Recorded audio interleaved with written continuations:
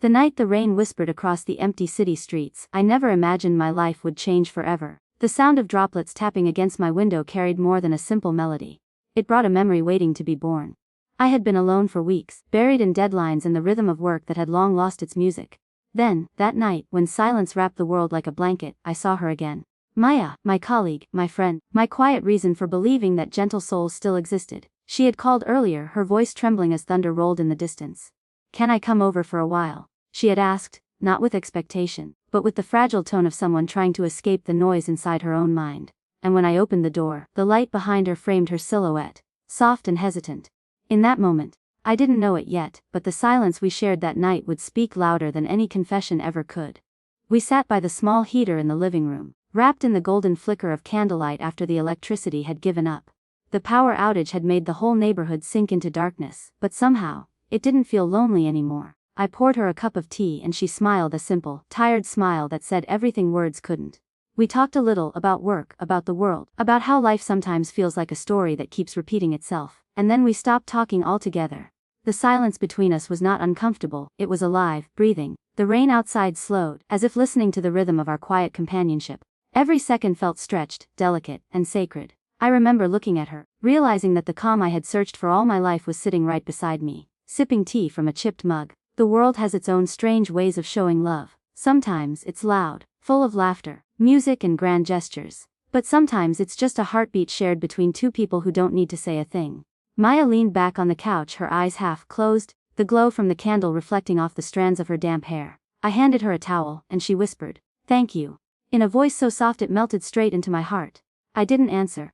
I just nodded, because that night wasn't about words. It was about presence, and in that silence, something began to grow between us. Something fragile, yet unbreakable. Hours passed, though it felt like minutes. She told me about her fears. How she'd lost faith in people. How she'd been walking through life with her heart locked away. I listened, not to respond but to understand. And when her voice finally faded, she looked at me as though she wanted to say something else but couldn't. Instead, she smiled faintly, resting her head against the back of the couch. The heater hummed softly, the storm outside easing into drizzle. The world had quieted, and so had we. And in that stillness I found peace, not the kind you search for, but the kind that gently finds you when you stop running. It's strange how love begins not with fireworks but with understanding. That night wasn't dramatic, nor was it grand. It was simple. Two people, one silent room, and 1,000 unsaid words dancing in the air. I noticed how her breathing softened, how her eyes drifted towards sleep. I placed a blanket around her shoulders, careful not to wake her. For a moment, I just watched. The way her lashes fluttered as she dreamed. The way her hand rested near mine, close enough to touch but not yet crossing that invisible line between friendship and something deeper. I didn't need to move. I didn't need to speak. The silence between us said everything. It was the language of hearts that had found refuge in each other. The clock ticked quietly, marking the passage of time, but I wasn't aware of hours anymore. I was lost in the quiet comfort of her being there. I thought about all the moments in life when I had spoken too soon, acted too fast, or chased too hard, and how none of it ever brought the peace I felt now. Maya's presence was different. She was the pause in my rushing world, the still point in a turning storm. And maybe that's what love really is. Not the thrill, but the calm after it. A place where you can just exist, unguarded, without needing to prove or perform. When the power finally returned, light filled the room again. But strangely, we both wished it hadn't. The magic of the dark, the hush of the rain, and the warmth of that shared silence had woven a memory too precious for ordinary light. She opened her eyes slowly, as if waking from a dream, and smiled when she saw me sitting there, still beside her. "You stayed awake?" she asked softly. I nodded again. "Someone had to make sure the rain didn't take you away," I said, half joking, half honest. She laughed quietly. A sound that felt like the first ray of morning sunlight after a long, cold night. And just like that, something unspoken became real. We didn't declare it, didn't name it, didn't need to. Love sometimes doesn't arrive with announcements. It slips in quietly through shared silences and gentle smiles. That night was our beginning, not in words, but in feeling. And though dawn eventually came, bringing with it the noise of the waking world, I knew that something eternal had been written in the quiet hours we'd shared. Morning came quietly, brushing its pale light across the curtains, but neither of us was ready to let go of the night's stillness. The air carried that sweet aftertaste of rain, and for a brief moment, it felt as though time itself had paused to watch us.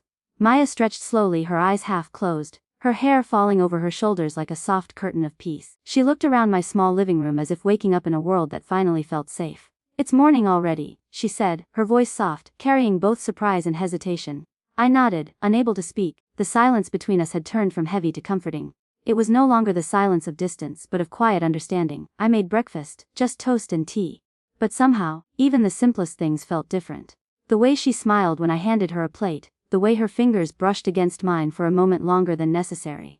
It was the start of something fragile, like the first bloom of spring after a long winter. We spent that morning talking about ordinary things. Her favorite movies, the kind of music she played when she couldn't sleep, the way she loved the sound of ocean waves even though she'd never lived near the sea. I told her about my late night walks, my habit of sketching faces of people I met once and never saw again. There was no effort, no pretending, no rush to impress. It was as if we had both been waiting all our lives for a conversation like this. One that didn't need to prove love but simply let it exist. The clock ticked unnoticed as our laughter filled the corners of the room. And for the first time in years, I wasn't thinking about tomorrow. I was fully, blissfully present. Every word from her was a note, and every glance was a melody. Love didn't need to be declared that morning. It was already written in the ease of our voices, and the warmth of our shared smiles. But life, I've learned, never lets such moments linger too long without testing their strength. As the sun climbed higher, reality began to seep in. Maya's phone buzzed on the table. A reminder of the world waiting outside that door. She looked at it, then at me, and in her eyes, I saw the quiet ache of responsibility pulling her back. I should go, she whispered though her tone carried reluctance, as if each word weighed too much to let fall. I nodded slowly, forcing a smile I didn't quite feel. She stood near the doorway, holding her coat, and for a long moment, neither of us moved. There was so much to say, but words would have only complicated what our hearts already knew. Finally, she said softly, "Thank you, for last night." And I answered, "Thank you, for being here." She smiled one last time and with that, she left. The sound of the door closing behind her echoed through the room like a quiet goodbye, leaving me standing amidst the remnants of a night I'd never forget. The days that followed were slow and quiet, as if the world had dimmed just slightly. I went about my routines, but everything carried the faint echo of her presence. The cup she drank from still sat by the sink. The blanket she used still held the soft trace of her perfume. Every time it rained, I found myself staring out the window, waiting, not for her call, but for that feeling again. That gentle, grounding calm that only she could bring. At work, we behaved as though nothing had happened, exchanging polite smiles and small talk, but behind every glance there was something unspoken, a shared memory neither of us dared to name. Sometimes our hands brushed when passing documents, and in that fleeting contact, all the silence of that night seemed to whisper between us once more. It wasn't sadness I felt, but a quiet longing. A wish to relive the peace that only her presence could give. Weeks passed, and though the world kept turning, something inside me refused to move on. I started walking home the long way, through the same streets we once drove past that rainy evening. I would catch glimpses of lights in apartment windows, families laughing, couples sharing umbrellas. And each time, I felt both happiness for them and a gentle ache for what I had found and then lost. Love, I realized, wasn't always about possession. Sometimes it's about recognition, the moment your heart meets its reflection in another and quietly bows in gratitude. One night, when the rain returned, I caught myself opening the window, listening again to its familiar rhythm. It was the same rain that had first brought her to me. The same rhythm that carried our silence. And for the first time since she'd left I smiled, not out of sorrow, but because I finally understood. Some connections are not meant to be owned, only cherished. Months passed like pages fluttering in a forgotten book. Seasons changed, and with them, so did I. Life carried me forward. But there was always that gentle memory trailing behind like the soft echo of a song that never truly fades. Work became busy again, the world loud and impatient, yet beneath it all, her memory remained, steady, quiet, and luminous. I never tried to chase it away, it was too beautiful, too sacred to treat as a wound. Sometimes, in the middle of a crowded day, I'd look up from my desk and see her across the office. She'd be smiling at something on her phone, or talking with a client, and in those brief glimpses, our eyes would meet. We never spoke about that night, never mentioned the rain or the silence or how it changed us, but it lived between us, breathing softly in every unspoken glance. There was peace in that. A kind of love that didn't demand answers, only quiet. One evening, as the city wrapped itself in twilight, she came to me again. No rain this time, just a calm sky painted in fading gold. She stood at my door like before, but this time there was no hesitation in her eyes. "Can we talk?" she asked, her voice steady yet soft. I stepped aside, letting her in, and for a moment, it felt as though time had circled back, giving us another chance to finish what silence had started. We sat where we once had, across from each other, the faint hum of life filling the room. She spoke first. "I've been thinking about that night," she said quietly.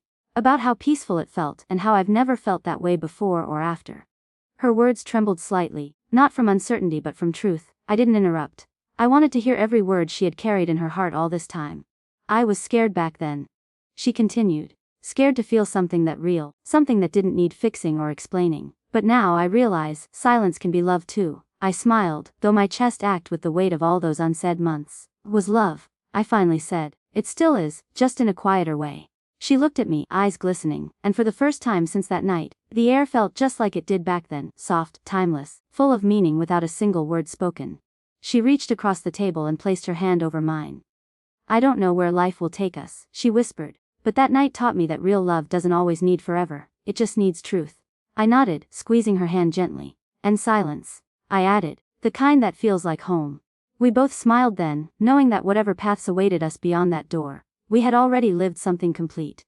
Something that didn't fade with time, but deepened quietly within it. As she left that evening, the sun dipped below the horizon, painting the sky in hues of orange and silver. I stood by the window, watching her walk away, her figure slowly merging with the city's lights. But this time, there was no ache, only peace. Because love, I learned, doesn't always end where people part. Sometimes it lingers, softer than a whisper, stronger than distance. It lives in the silences, in the memories that become part of who we are. That one silent night we shared had given me more than I could ever ask for. It had given me stillness, clarity, and the kind of love that doesn't fade even when it's gone. As the first evening stars appeared above, I closed my eyes and smiled to myself.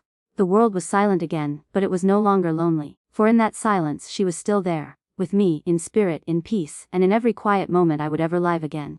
In a world that keeps shouting, sometimes the truest love story is written in silence. If this story touched your heart, don't forget to like, share, and subscribe for more tales of pure love, calm emotions and timeless connections. Until next time, remember, some nights never fade, they simply live forever in our hearts.